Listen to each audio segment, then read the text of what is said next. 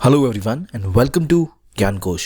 India और China दो सबसे इंपॉर्टेंट पावर्स अभी की, और इन दोनों के बीच में एक रेस थी मिडिल ईस्ट में कौन ज़्यादा पावरफुल बन के उभरेगा। लेकिन अब जब मिडिल ईस्ट या वेस्ट एशिया जिसे हम कहते हैं, वहाँ पर एक बड़ी जंग छिड़ी है इजराइल और हमास के बीच, जहाँ अब शायद फ़लस्तीन का मुद्दा फिर से एक बहुत बड़ा मुद्दा बन गया है। वहाँ पर इन दोनों देशों की जो डिप्लोमेटिक रीच है, इनकी जो क्षमता है कि वो किस हद तक डिप्लोमेसी को खेल सकते हैं, कहाँ तक अपने ऑब्जेक्टिव्स को पूरा कर सकते हैं, वो अब एक पेच में फंस गया है। क्या है वो कहानी, आइए समझते हैं इस वीडियो में, और क्यों ये रेस शुरू हुए इस रीजन में समझते हैं।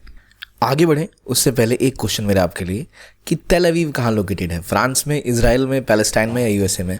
आंसर आप कमेंट सेक्शन में ज़रूर लिखिए। अब आते हैं मुद्दे के ऊपर दोबारा कि भाई ये दो देश चाइना और इंडिया आखिरकार क्यों मिडल ईस्ट में अपनी रीच बढ़ाना चाहते हैं, यानी वेस्ट एशियन के लिए क्यों इंपॉर्टेंट है।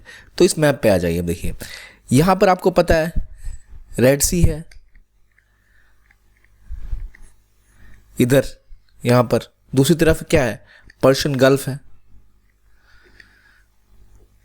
और सारा का सारा तेल जो है ना दुनिया का, वो या सऊदी अरब में होगा या यूएई में होगा। तो मैक्सिमम जो ऑयल की रिक्वायरमेंट है इन दोनों देशों की, वो यहाँ के रीजन से आती है। प्लस इंडिया के लिए तो और ज़्यादा इंपॉर्टेंट है, बहुत से इंडियन लोग यहाँ काम करने जाते हैं, वो घर पैसे भेजते हैं, उससे इंडिया को बहुत रिमिटेंसेस मिलती है, डॉलर्स में पैसे वो घर भेजते हैं। तो भारत की जो फॉरेन एक्सचेंज है, जिससे भारत और इंपोर्ट आगे कर पाए, उसमें भी सहूलियत होती है। तो ये कई कारण है जिसके लिए इलाका बहुत महत्वपूर्ण है। प्लस एक इंपॉर्टेंट ट्रेड पॉइंट है जहाँ आप व्यापार भी करते हो। इंडिया से बहुत सारा एग्रीकल्चर गुड्स जो है वो मिडल ईस्ट में एक्सपोर्ट होता है। चाइना बहुत सारा अपना सामान, इलेक्ट्रॉनिक आइटम्स और जो वो एक्सपोर्ट करते हैं वो यहाँ एक्सपोर्ट करते हैं। Plus is it a route to Europe. अगर आप ये जो यहाँ पर आपका स्वेज कनाल है, इसके सहारे ही आप जाते हो यूरोप तक मेडिटेरेनियन सी से होते हुए, तो बहुत ही रेलेवेंट एक लोकेशन भी है। तो और प्लस यहाँ पर हमेशा एक पावर गेम चलती है इस्लामिक वर्ल्ड को कंट्रोल करने के लिए। तो जो कंट्री यहाँ ज़्यादा पावरफुल होकर उभरेगी, उसका इम्पैक्ट बहुत ज़्यादा होगा ग्लोबली। एज अ कंट्री जिसकी रीच बहुत देखी जाएगी, हाँ एक बड़ी कंट्री है जो बड़े मुद्दे सॉल्व कर सकती है। इसलिए आप देखो अगर, तो हाल ही में कुछ समय पहले चाइना ने अपनी मिडल ईस्ट एम्बिशन बहुत ज़्यादा बढ़ाई थी। कैसे? इन्होंने क्या किया था, इन्होंने सऊदी अरब और ईरान के बीच में एक मीटिंग कराई थी, दोनों के फॉरेन मिनिस्टर्स की।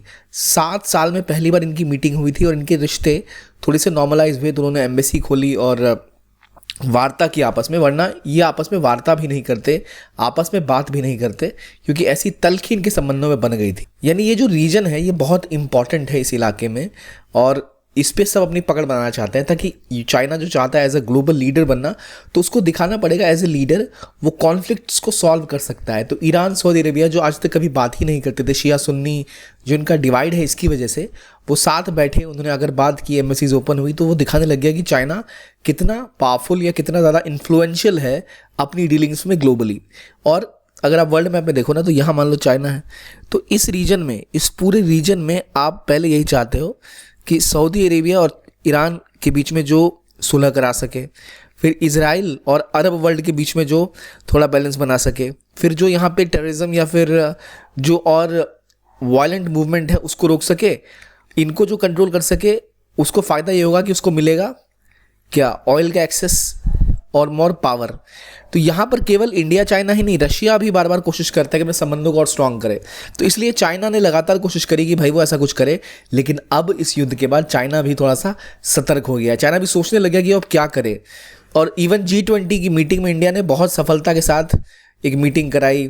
इंडिया, मिडल ईस्ट, यूरोप का इकोनॉमिक कॉरिडोर जो था वो फाइनलाइज हुआ, जहां इजराइल और सऊदी अरेबिया भी उसका पार्ट थे। तो एक बड़ी सक्सेस इंडिया के लिए भी थी, जहां इंडिया ने, जैसे मैंने बताया ना, दो धड़े, ईरान, सऊदी अरेबिया और इजराइल, अरब, तो वो दोनों को ही एक तरह से, एक तरफ इंडिया करीब लाने की कोशिश कर रहा था। सक्सेसफुली किया इंडिया ने भी और चाइना ने भी किया।